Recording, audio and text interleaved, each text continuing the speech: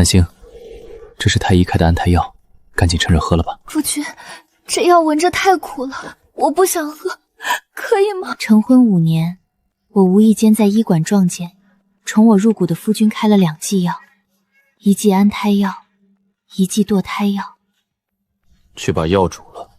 王爷，您一心想让婉娘的孩子承袭侯府爵位，就连嫡妃所出的子嗣，您都决意放弃，为何不早些将她接入府？闭嘴！去多备些养身子的补药。王妃要是因流产落下病根，我饶不了你。此事万不可让王妃知道。若是谁落了口风，我就拔了他的舌头。王爷，太苦了。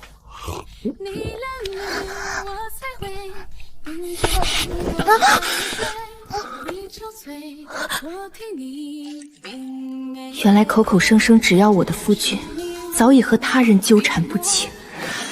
既如此，我便修书一封与他和离，从此相忘，永世不复见。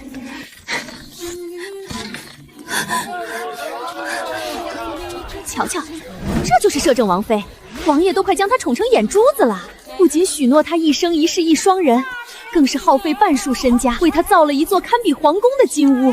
这世间恐怕再也找不到这么好的夫婿了吧？往日听到这种话，我总是忍不住骄傲地抬起头，无比庆幸自己嫁了这般好的郎君。可今日医馆里那刺眼的一幕如毒蛇般缠绕着我，只觉得每个字眼都像一把生锈的钝刀，在心尖上反复切割。视我如命的夫君早已背着我和其他女人有染，甚至还孕育了孩子。气血上涌，天地在眼前猛地旋转。南星，快去请太医！王爷，王妃是受到冲击，心绪不宁才会如此。好端端的，怎么会突然？南星，我刚听丫鬟说你去了医馆，我今日刚好在那儿办事，你可曾见到我？走到半路，便被热闹的集市吸引了去，大概是看杂技有些激动了。都怀孕了还那么贪玩，你知道我看见你晕倒有多心急吗？南星，这是太医开的安胎药，赶紧趁热喝了吧。怎么突然哭了？夫君，这药闻着太苦了，我不想喝，可以吗？怎么这么大了还怕苦？乖南星，你不是一直想要孩子，还不好好喝药调养身子？来，夫君配着蜜饯为你。成婚5年，他最是了解我的软肋，知道一提孩子我便没法拒绝。可是裴景轩，你当真这么心狠？明知我有多想要个孩子，却要亲手扼杀我所有的希望，只为给你和婉娘的孩子让路。其实你大可不必如此大费周章，只要把婉娘带到我面前，我自会体面的给你们腾位置。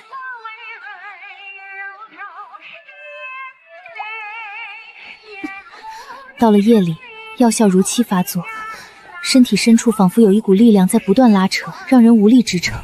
我清晰感知着腹中那个尚未成型的小生命，化作一股细碎的暖意，慢慢消散殆尽，最终变成床榻上触目惊心的一滩淤血。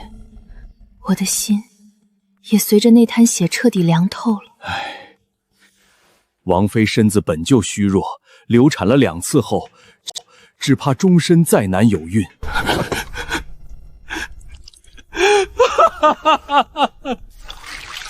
南星，孩子，你若是实在想要，等过段时间我让人从外头抱一个回来，就当是我们亲生的。如此深情款款的夫君，若不是我在医馆亲耳听到、亲眼见到那一幕，我恐怕穷极一生都不会怀疑他。我累了，早点睡吧，我怕自己再多看他一眼。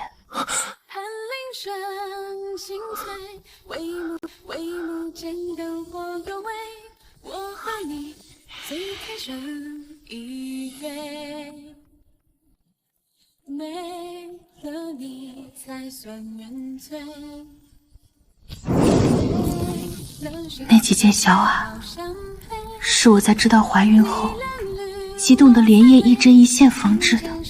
那只拨浪骨，是我专程找城南的老师傅学着亲手做的。看着它们一点点化作黑灰，我心痛的几乎要窒息。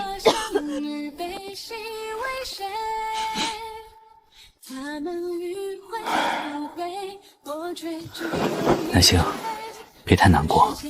我听说大昭寺的高僧法力高强，特地请了他给我们的孩子超度。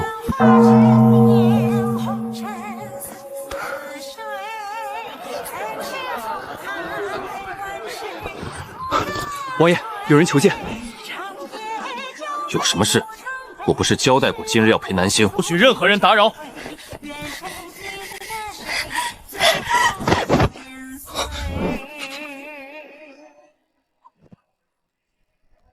我本以为被打断的摄政王会勃然大怒，谁知他竟一步跨出，宽阔的后背严严实实挡在我身前，截断了我探究的视线。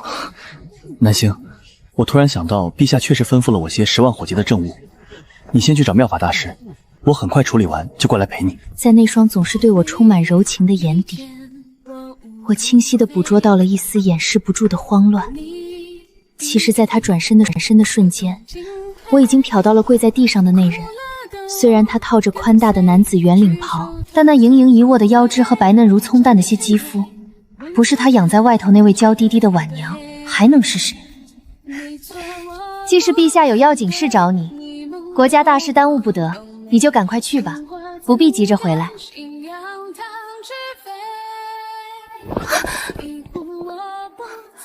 裴景轩从前从没因公事舍弃过我分毫，他宁可夜里通宵点灯批阅造征，也坚持白天要陪我踏青。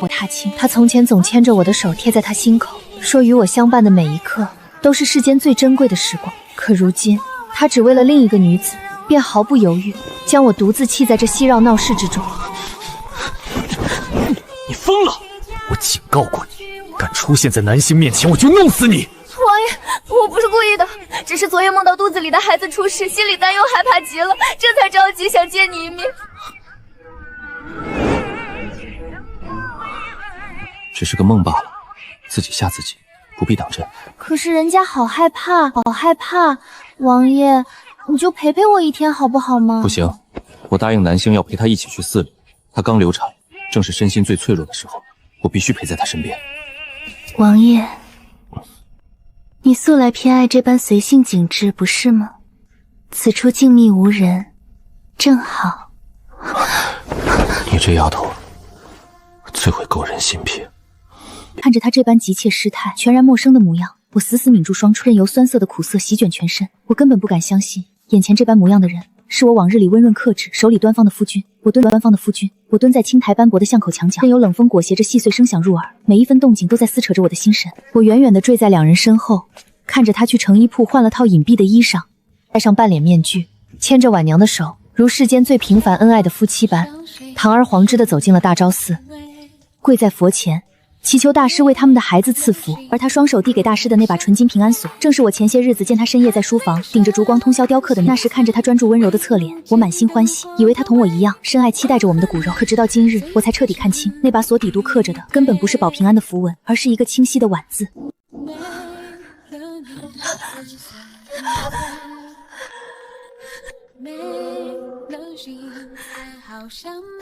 跌跌撞撞地回到王府，我脑海里全然被那把金光闪闪的平安锁占据。其实早有专机，不是吗？得知我怀孕期，裴景轩似乎就一直心事重重。在我激动地给孩子缝制虎头鞋时，他也始终只是淡淡地看着，眼底甚至藏着抹不去的忧虑。可那把彻夜打造的金锁，曾是我用来蒙骗自己的最后防线。如今梦彻底碎了，他从未期待过我们的孩子，他所有的爱与筹谋都偏向了婉娘，他甚至不惜亲手端上红花，扼杀我们的亲生骨肉，只为了将来婉娘生下的孩子能名正言顺、毫无阻碍地继承他摄政王的无上尊荣。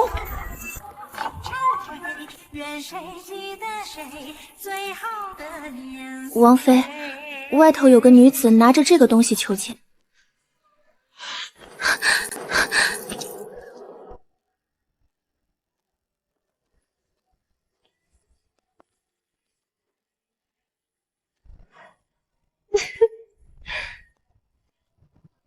王妃，刚刚在巷子里，您都看到了吧？我和王爷的第一次，是在2年前的冬月15。过去了那么久，他还是如此迷恋我，一看到我就情难自禁。2年前的冬月15，那正是我遭遇意外失去孩子的日子。那天夜里，难忍的痛楚让我彻夜无法安寐，口口声声说去前院处理军务的夫君，原来他根本无心军务，是在外肆意放纵。您熟睡以后啊，王爷时常陪着我在王府各处闲谈逗留，都说摄政王爱妻如命。可我怎么觉得王妃您才是全天下最可怜的女人？您还不知道吧？她早就许诺过，这偌大的侯位只能由我的孩子继承，所以她才狠心在您的安胎药里加了足量的红花，彻底损伤了您的身体，让您再难怀有子嗣。她若是真爱您，怎么下得去这般狠手？您不知道，她对我肚子里的孩子可紧张了，日日亲手端着安胎药哄我喝。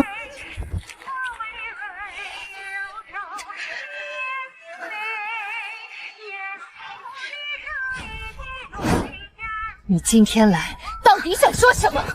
你今天来到底想说什么？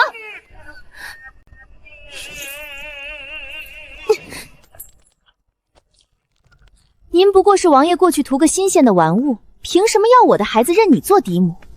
王爷已经答应5日后便在城外别院娶我，你推对我的宠爱，这正妃之位，您迟早得给我让出来。您若是个识相的，不想日后被扫地出门太难堪，就趁早自觉卷铺盖走人。好啊，这王妃的位置我就让给你，连同那个烂透了的裴景轩我也不要了，全都让给你。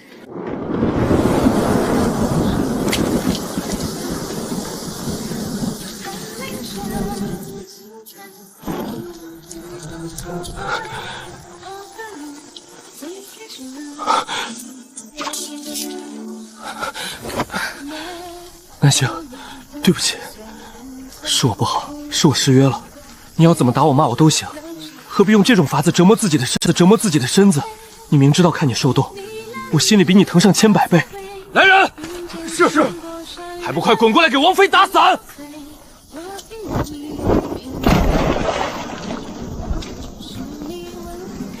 你心里有气，我便跪到你气消为止。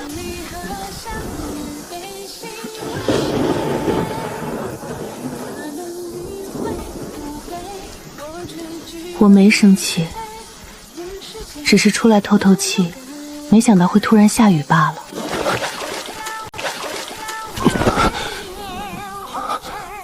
等过几日，我再专程陪你去大昭寺一趟，补上今日的许诺。衢州最近在闹灾荒，陛下刚才急召我，就是为了此事。情况紧急，我明日一早便得出发去赈灾了，大约过5日才能归家。5日，恰好是婉娘说她要迎娶她的日子。夫君，这是我在寺里特意为你求的平安符，大师交代过，得等你赈灾平安归来方可打开，否则就不灵验了。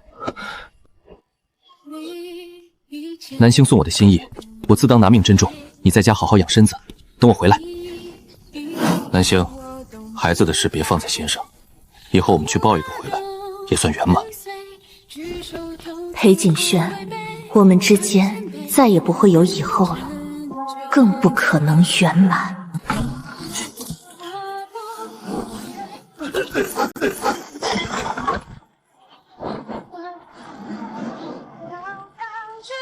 等到第5日，我早已换乘水路，远赴千里之外的宿州。他自然没去什么曲州，那不过是金蝉脱壳的障眼法。但为了做戏做全套，不留把柄，他确实下令切断了这5日内和王府的一切联系。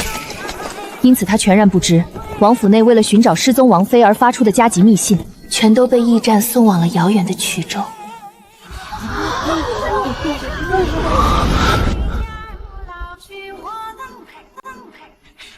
夫妻对拜。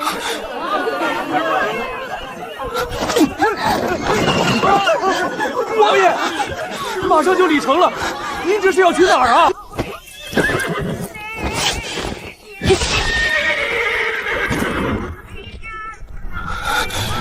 此刻我才惊觉，虽然只是短短5日没见，但我已经想南星想得快要发疯了。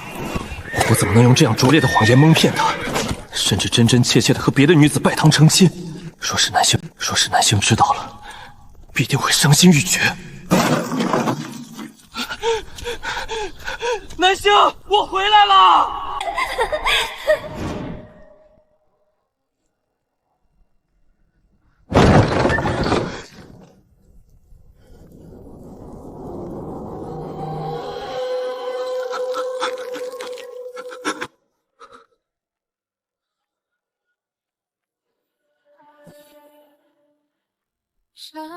伤谁不面对？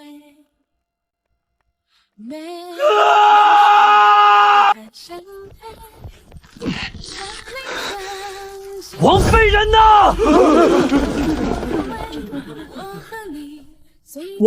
王爷，王妃在您走后当夜就失踪了。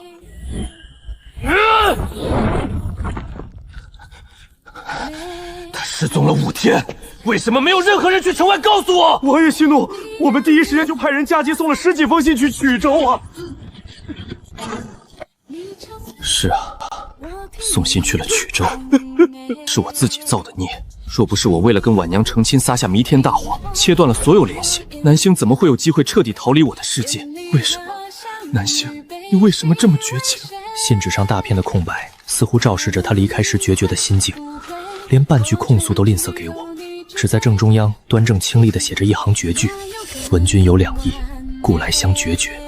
南星他果然全都知道了。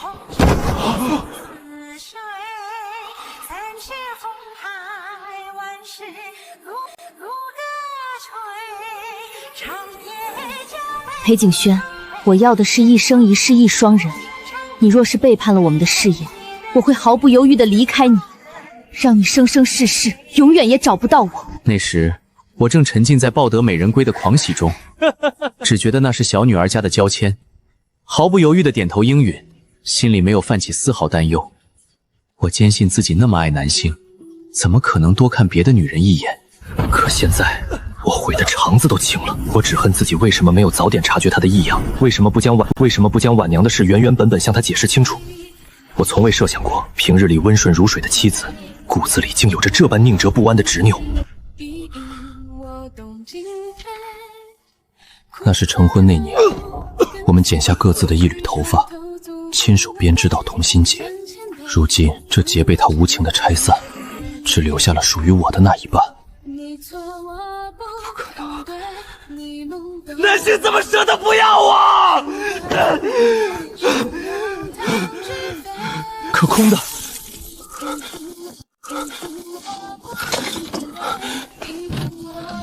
全是空的。他曾经亲手为我雕刻的白玉发冠，他一针一线为我缝制的大氅，通通不翼而飞。整个屋子冷清的可怕，完全抹除了女主人存在过的痕迹，仿佛这5年的恩爱只是我黄粱一梦。怎么会什么都没了？是你们这帮奴才把南星留给我的东西全藏起来了，对不对？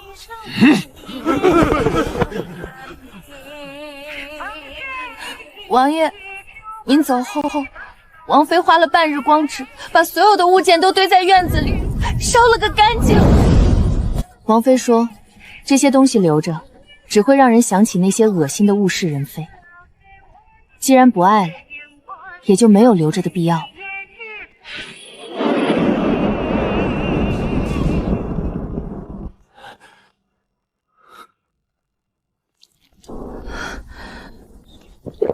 王妃从医馆回来的那日，就一直把自己关在屋子里发呆。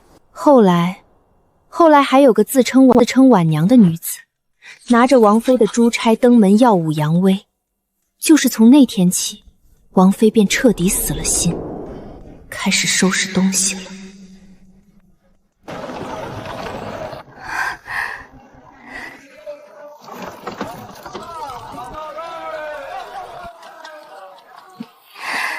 一定是王爷怜惜我怀着身孕，要正式接我进府了。我没名没分的在阴暗角落里隐忍了2年，等的可不就是扬眉吐气的这一日。从今往后，我就是名正言顺的摄政王妃，再也不用受那些官太太的白眼了。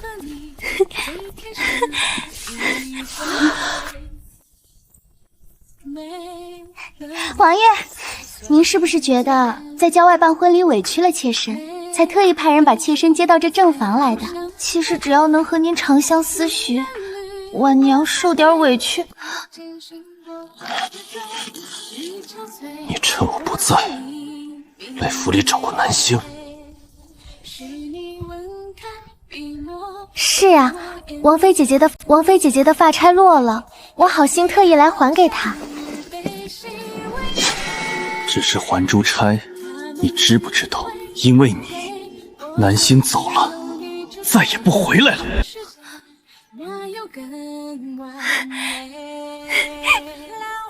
真的吗？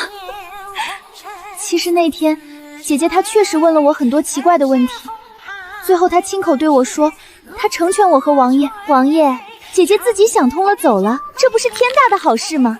今后既然咱们一家3口就可以光明正大的生活在一起了。说到底，她一个下不了蛋的母鸡，凭什么霸占着您正妃的位置？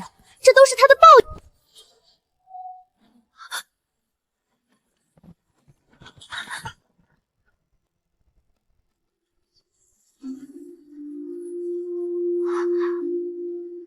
王爷，果然是你！我早已警告过你，不准再出现在南星面前。你竟敢违背我的告诫，主动去招惹他！谁容许你这般肆意妄为？王爷，我错了，我真的知道错了，我没有逼他，是他自己要走的。求求你松手，景轩，我肚子里还怀着你的亲生骨肉啊！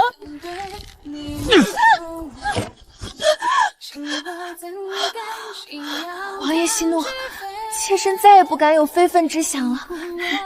妾身一定老老实实待在后院，把这个孩子平安生下来。他垂下眼睑，试图掩盖眼底那一丝恶毒的不甘。我没想到沈南星在裴景轩心里分量这么重，但那又如何？沈南星已经走了，只要生下长子，假以时日，王妃之位迟早是我的。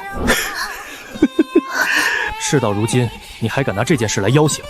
你不会真以为凭着这个孩子就能顺理成章地算计南星，达成你的目的了吧？南星素来容不下这般算计纠葛，你以为这个贸然牵扯事端的孩子，我还会任由他卷入纷争，搅乱局面？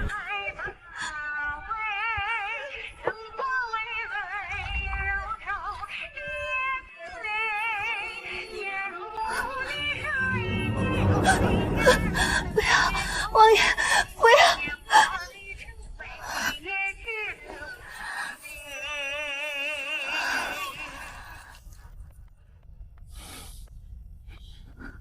南星过往所受的委屈，我要你为此做出交代。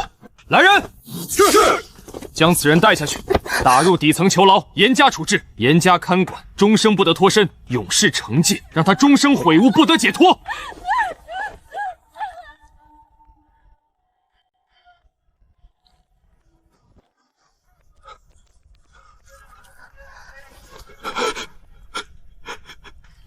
张贴皇榜，谁若能提供关于王妃的线索，赏黄金10000两，封万户侯。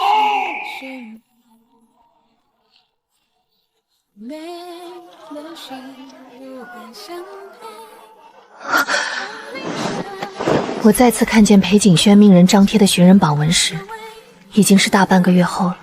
我低估了权倾朝野的摄政王的手段，没想到远在千里之外，偏僻落后的宿州，他竟也能将搜捕网铺得这么快，这么密。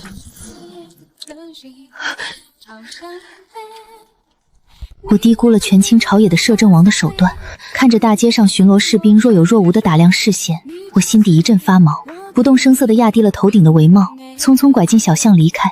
我太了解裴景轩了，他身居高位，掌控欲极强，我这般将他视若无物的悄然离开，以他的孤傲，若是再度寻到我，定然会将我困在身边，牢牢居在那座金碧辉煌的王府之中，寸步不得离。可我再也不想做一具没有灵魂的行尸走肉，更不想回去面对那座让我满心压抑、无比厌倦的王府。继续漫无目的的逃亡，终究不是长久之计。为了掩人耳目，我在宿州城外与一位同样隐姓埋名、躲避是非的神秘男子达成约定，假扮成了一对平凡的寻常夫妻。说起这个名叫诸葛峰的男人，倒也算是我流离途中难得的一段奇缘。我们出狱时，他正被仇家围堵，仓促间翻窗躲进了我投宿的客栈房间。他未曾伤我分毫，天亮之前留下几锭赤金与金仍扰的补偿，便悄然离去，不见踪迹。我本以为只是萍水相逢，谁知我抵达宿州地界时，因没有通关文章，险些被盘查的士兵拦下扣留。千钧一发之际，他一身农夫打扮骤然出现，将我护在身后，说我是他染了风寒，急于进城看诊的妻子。我这才惊险躲过盘查。同是天涯沦落人，各有各自的牵绊与难处。他从不探究我为何舍弃一身荣华，辗转流离，我也不过问他身负高强武艺，为何甘愿隐于乡野，做个砍柴务农的寻常百姓。我们恪守着彼此的底线，在朝夕柴米油盐的平淡里，安稳平和地共度了1年时光。前几日将洗衣物时，我偶然得知今日是他的生辰，便想着趁着今日镇上集市热闹，用攒下的零碎银钱给他打一壶好酒，再添置些小物件，为他添一份欢喜。我原以为时隔1年，裴景轩早已放下过往，或许早已安稳度日，身边自有家人相伴，定然早已放弃寻找我这个旧人。因此今日上街，我并未像往日那般时刻警惕，处处谨慎。可当我驻足告示栏前，才蓦然发现墙上的寻人榜文层层叠叠贴了厚厚一摞，最底下的几张早已被风雨侵蚀，字迹斑驳模糊，而最外层的榜文墨目鲜亮，分明是这2日刚刚新换的。我隔着帷帽的轻薄白纱，静静望着那一摞不曾断绝的榜文，心头百感交集，五味杂陈。我始终想不明白，当初他狠心舍弃我们的孩子，心中又牵挂着婉娘，为何还要这般大费周章、不辞千里的寻我？是放不下王府的颜面，还是心中终究咽不下别离的不甘？一仗过境，闲杂人等退避。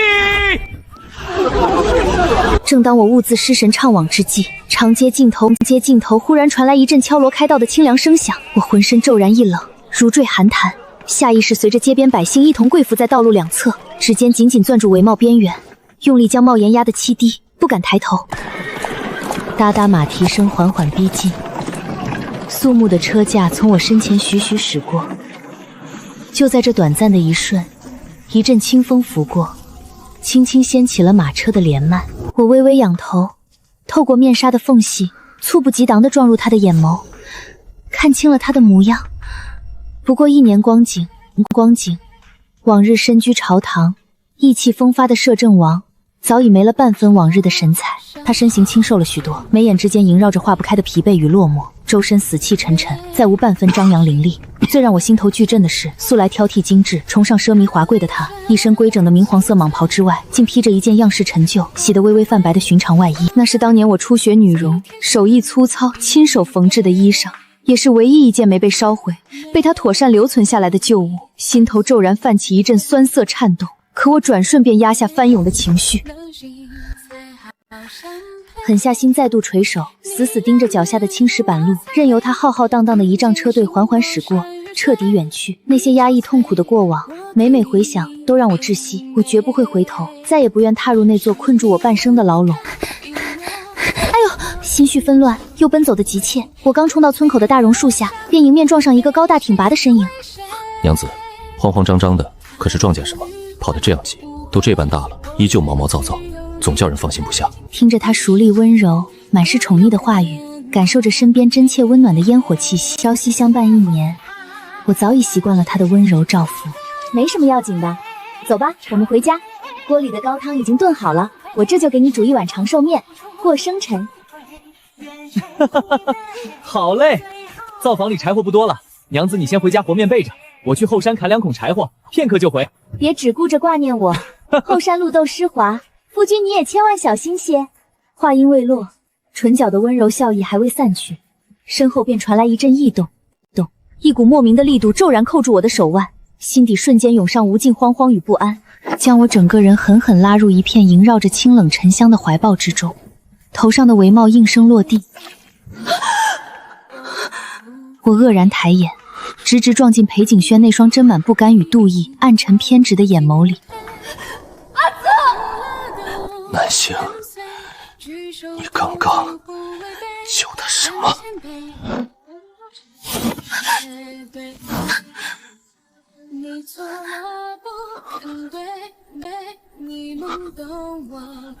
你和别人成亲了！那双曾经高高在上的眼底，此刻充斥着破碎的绝望与狂热。他既强势的想将我牢牢留住，又无措的像个弄丢了全世界的孩童。滚烫的眼泪毫无征兆的从他眼眶砸落，灼烧着我的肩头。面对他情绪的崩溃，我心中毫无波澜。我用力挣脱了他那令我窒息的怀抱，后退2步，拉开一个极其生疏的距离，语气淡漠的仿佛在看一个素不相识的陌生人。我已嫁作他人妻，王爷此时也应与婉娘修成正果，膝下承欢了吧。事已至此，还请摄政王自重，从前种种犹如昨日死，便忘了吧。南星，你还在记恨我纳妾对不对？婉娘那人心怀歹念，还有她腹中的孩子。你走的那天，我就亲手断了她的念想，将她彻底送走，此生再无牵扯。听见这话，我瞳孔微微一缩，心底生出几分意外。我当初狠心舍弃我们的孩子，是因为你第一次怀孕那日，太医诊脉后私下禀报，你体质虚弱异常，宫体天生有损，若强行生产，必定是一尸两命，最好的结果也只能是保住孩子。我怎么可能为了一个未出世的孩子去冒失去你的风险？可我太了解你有多期盼一个属于我们的孩子，我怕你知道真相会痛苦自责，便只能将所有罪名揽在自己身上，瞒着你，悄悄断了那胎安稳的圈份。至于婉娘，是我母亲知晓你身体气弱，难以孕育后，不愿侯府子嗣凋零，趁我酒醉，将她强行送入我房中。我与她仅有那一次纠葛，我暂且留着她，本是打算等她诞下子嗣，便将孩子过继到你名下，护你一世安稳体面，再将她远远遣走，彻底隔绝所有是非。我从来没想过要伤你的心啊！看着他悔恨交加的内眼，我终于厘清了所有的前因后果。原来他往日所有的冷漠绝情，根源竟是极致深沉的爱意。可是，那又怎样呢？我静静沉默地看着他，纵然初衷万般动人，可我当初痛失孩儿的绝望是真的。他为了隐瞒真相，编织的无数谎言，制造的次次隔阂也是真的。他自以为周全的保护，早已彻底碾碎了我们之间最根本的信任。我正欲开口，一道凌厉的针锋骤然从侧面袭来，彻底斩断他最后一丝念想。去而复返的诸葛峰宛如护佑至亲的猎豹，快步上前，抬手稳稳挡开裴景轩的桎梏，将我严严实实地护在宽阔的背影之后，周身气场沉稳凛冽。这位公子，她是我明媒正娶的娘子，还请你自重。明媒正娶？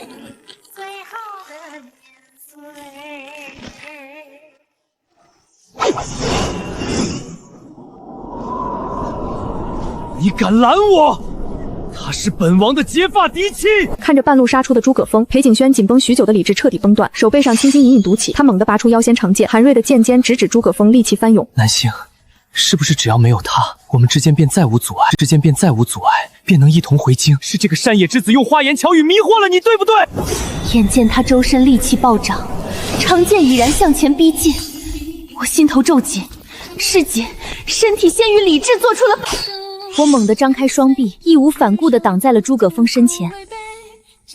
唰，锋利的剑刃堪堪停在我的颈侧，微凉的剑气削断了我耳畔一缕碎发，分毫之差便会伤及肌肤。裴景轩握剑里的手剧烈颤抖，眼底满是错愕与不可置信。已经为了他，不惜以命挡我的剑，死死盯着我拼死相护的模样，极致的落空与背叛感席卷了他，眼底翻涌着疯狂的讥讽。沈天星，你当真看错了人。你以为你寻到的是情深意重的老实人，你根本不知他的底细。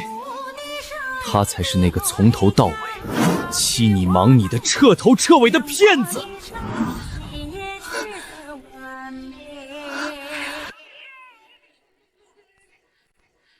什么？我皱紧了眉头，来不及消化，就听裴景轩咬牙切齿地揭穿了真相。他是当今圣上遗落在民间的皇子，我之所以不在京城，就是奉了皇命，一路往宿州追踪他，要接他回宫继承大统的。他是皇子，也是未来的太子，他隐姓埋名躲在你身边，这些他可曾对你透露过半个字？我猛地回过头，对上诸葛峰瞬间慌乱的眼眸，脑海中嗡的一声巨响，前尘往事的种种细节瞬间串联。难怪他身手不凡，难怪他不缺金银，难怪官兵搜捕时他能轻易用碎银打发。南星，你听我解释，这些破事等我们回家我慢慢跟你说。我知道你不想跟这个疯子走，我们现在就回家，好不好？南星，那份和离书我根本没签，官府也没有备案。你生是我裴家的人，死是我裴家的鬼，我绝不可能眼睁睁看着你被一个处心积虑的皇子骗走。两股力量在我身侧剧烈拉扯，我的手腕很快被勒出一道红痕，疼得我不禁蹙起眉头，倒吸了一口冷气。